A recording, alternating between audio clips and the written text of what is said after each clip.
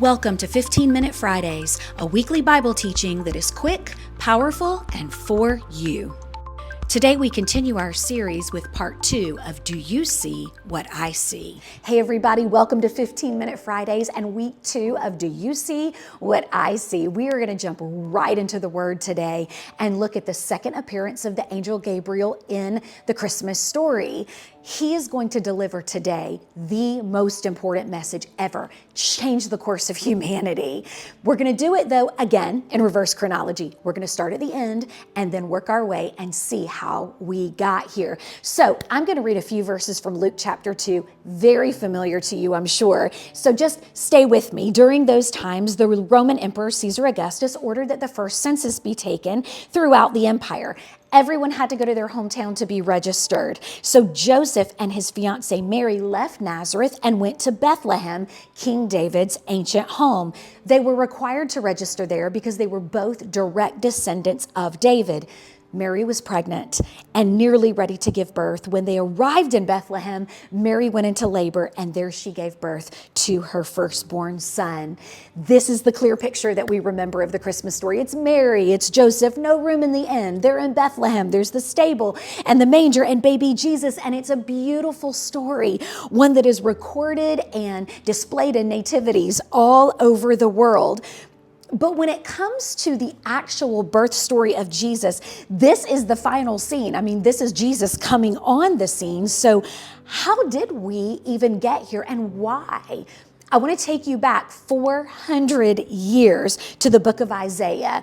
This prophet is the same one who prophesied about John the Baptist that we talked about last week. He's going to prophesy about one who would come that would be even greater than John. Listen to Isaiah 7:14. The Lord himself will give you a sign. Behold, the virgin will conceive and give birth to a son and will name him Emmanuel, God with us. See, most of us think that the story of the nativity and the story of Jesus actually started in the manger. But then we go back 400 years and we see actually it started here. This was the prophecy. But really, we got to go back even further because the actual story of Jesus coming into the world starts all the way at the beginning of the Bible. In Genesis, in the Garden of Eden, Adam and Eve had been tempted by the serpent, you remember, and they sinned. And in Genesis 3, God is handing down the sentence to Satan. He is going to put a curse on him for deceiving Eve. And this is what God says. Listen to Genesis chapter 3, verses 14 and 15. Because you have done this, talking to the serpent, you are cursed more than all cattle, more than every beast of the field. On your belly you will go. You'll eat dust all the days of your life, and I will put enmity between you and the woman, and between your seed and her seed, capital S. He, capital H, shall bruise your head. You will bruise his heel. See, God talking to Eve, talking to the serpent was not talking necessarily about Eve's children. This was a direct reference to the plan that God immediately put into place to redeem mankind. As soon as Adam and Eve sinned, God started the plan of redemption. That's how much he loves us. He wasn't going to leave us in this fallen state. Satan had chosen to prey on this woman, and in his justice and love and mercy, God would see to it that Satan would be defeated once and for all through the capital S seed of a woman. And that woman's name was Mary. So now let's fast forward a little bit and go back. Luke chapter 1 says this: during the 6th month of Elizabeth's pregnancy, the angel Gabriel was sent from God's presence. Remember, he told that to Zacharias, I am Gabriel. I stand in the presence of God. He was sent from God's presence to an unmarried girl named Mary, living in Nazareth, a village in Galilee. She was engaged to Joseph, a true descendant of King David. Gabriel appeared to her and said, "Grace to you, young woman, for the Lord is with you. You're so anointed with great favor." And Mary was deeply troubled over the words of the angel and bewildered over what this may mean for her. So I want you to see this.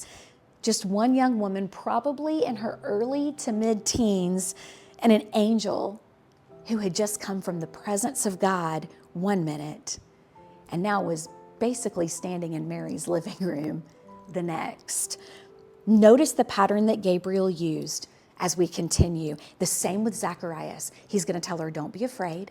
Then he's going to give her instructions or information about what's to come. And then he's going to give her instructions. So listen to what he says, Luke 1:30. But the angel reassured Mary and said, don't fear, Mary. The Lord has found delight in you. He's chosen to surprise you with a wonderful gift. You're going to become pregnant with a baby boy, and you're to name him Jesus. He's going to be great. He's going to be known as the Son of the Highest, and the Lord will enthrone him as king on his ancestor David's throne. He will rule forever, and his reign will have no limit.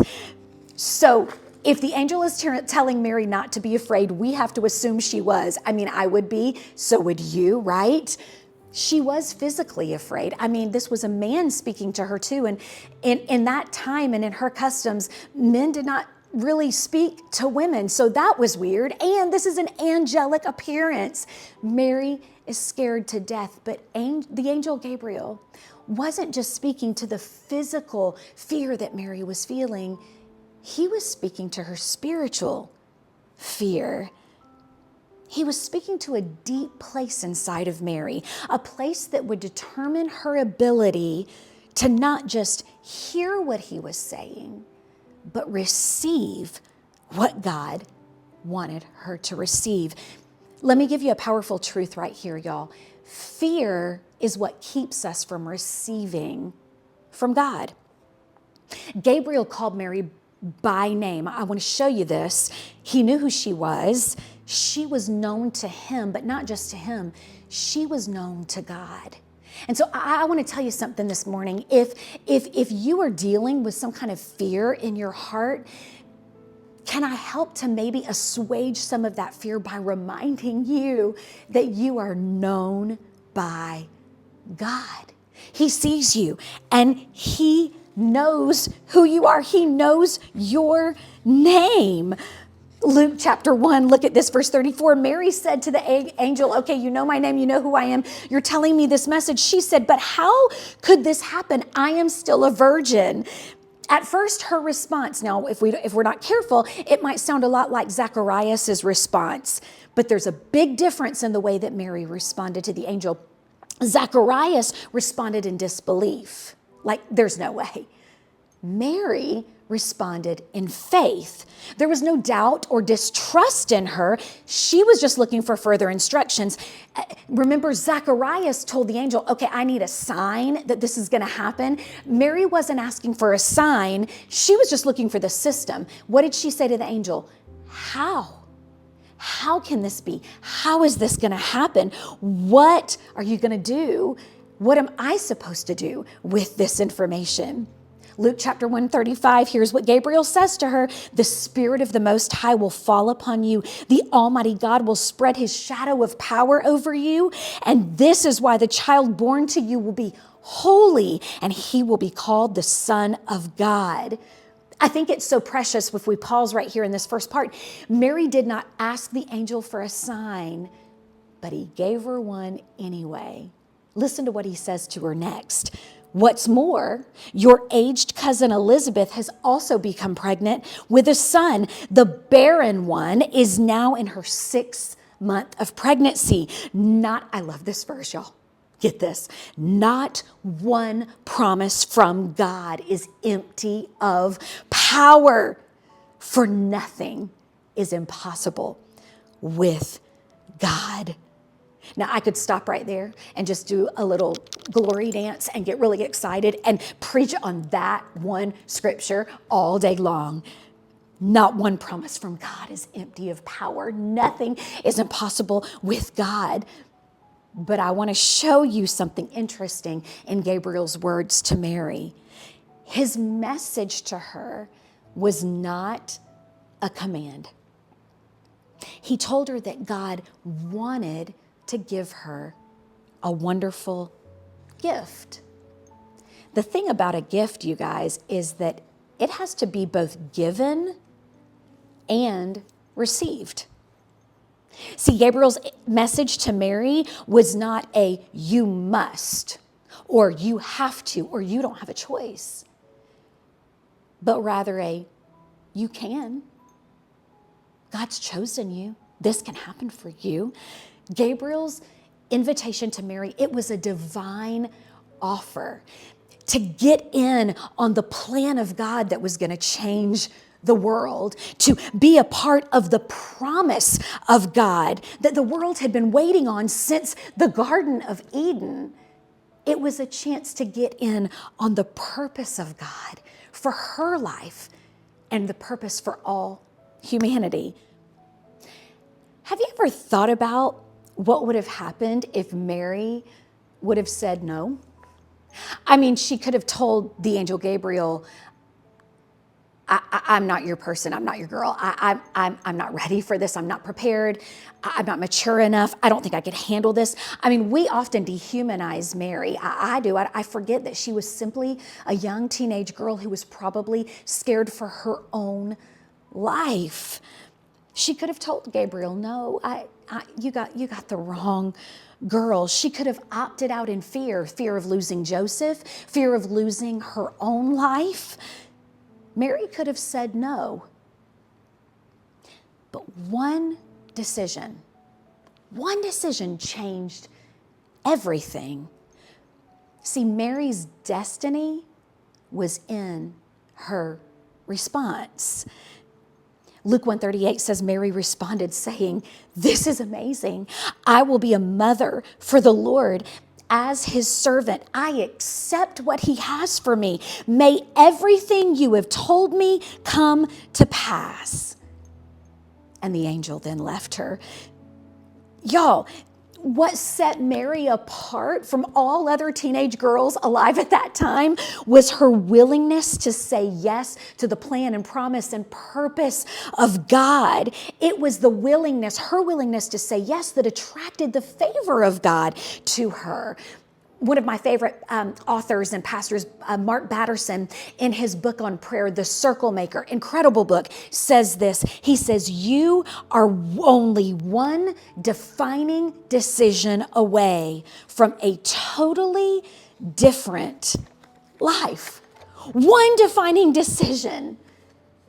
Y'all, I wonder how many of us realize that a divine offer is being made to us today, to you and to me. I mean, it's not the offer of an immaculate conception, but it's an offer to experience the miracle of a yes to salvation, a yes to the plan of God, yes to God's destiny for our lives, yes to get in on what he's doing. Listen, not one promise from God is empty of power. So I'm asking you today, is there something that God has laid on your heart to do or to say? So a dream to pick up and really act on, something that you've responded, no, not right now.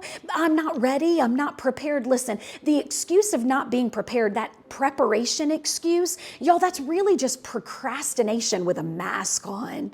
Fluctuation, saying, maybe, yeah, God, I don't know. I'm just not sure. Fluctuation, y'all, that is fear dressed up in a suit. That's all it is. And it is fear that keeps us from receiving from God. You are just one defining decision away from a totally different life. So I want to ask you, this Christmas season, why don't you say yes to God and see what he will do through you? Because your destiny, my destiny, is locked up in our response.